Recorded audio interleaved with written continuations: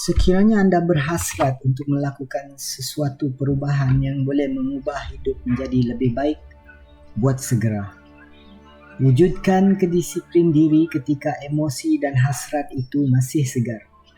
Disiplinkanlah diri untuk melaksanakan hasrat tersebut ketika emosinya tinggi, ketika idea itu kuat, jelas dan terang dalam minda. Contoh, saya nak study lah. Banyak sangat saya main game. Itu adalah satu contoh hasrat dan ia boleh membawa kepada perubahan yang bermakna. Buatlah dengan segera. Kenapa? Kerana ia adalah satu ilham yang baik dan kita tahu setiap yang baik itu datang daripada Allah. Kalau dilambat-lambatkan berubah, lama-kelamaan hasrat itu akan pudar. Maka kamu telah mensia-siakan ilham dan kebijaksanaan yang diberikan kepada kamu. Emosi dan hasrat akan berlalu pergi sekiranya kamu tidak disiplinkan diri kamu untuk melaksanakannya. Disiplinkan diri anda untuk mengubah hasrat dan emosi itu menjadi perbuatan yang bermakna. Setiap perkara yang kita disiplinkan memberi kesan kepada disiplin hidup kita yang lain. Setiap perkara memberi kesan kepada perkara yang lain dalam hidup kita. Semuanya berkaitan. Kamu mungkin boleh kata, alah main game je pun, masih form 3 lagi. PT3 pun kena postpone. Tapi itu hanya menunjukkan bahawa itu orang yang berkata begitu tidak sedar bahawa setiap saat adalah berharga. Dan dia sebenarnya sedang mensia-siakan masa. Dia mensia-siakan kemungkinan yang mungkin boleh mengubahnya menjadi orang yang lebih baik.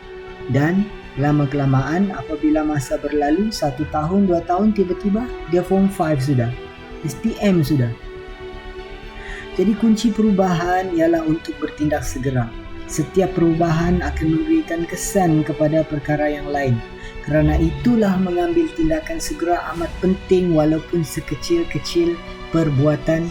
Kerana apabila kamu membuat satu perubahan dan kamu memperoleh nilai dari tindakan itu, ia akan memberi inspirasi untuk kamu membuat perubahan yang seterusnya dan seterusnya. Kamu stop buang masa, kamu stop main game, kurangkan media sosial dan mula mencari ilmu yang sepatutnya menggunakan kemudahan yang kamu ada. Kamu akan dapati banyak kemahiran penting yang lain yang lebih bermakna dalam kehidupan. Dan yang lebih penting, sekiranya kamu disiplinkan diri kamu dengan menghargai masa dan kemudahan yang ibu bapa kamu berikan untuk kamu, kamu akan mendapat nilai dan harga diri kamu. Kurangnya disiplin akan menghakis jiwa.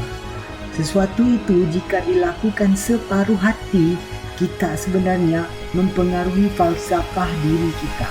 Kita akan mula mengabaikan nilai kesungguhan.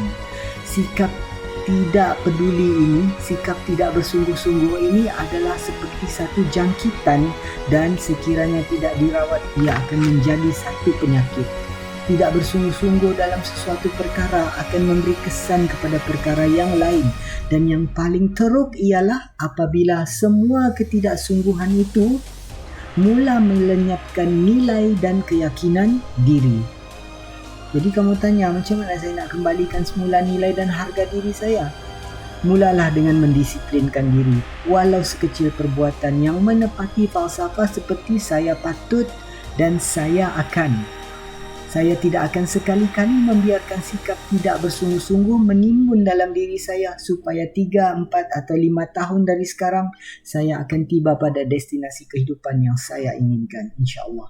Wallahu a'lam.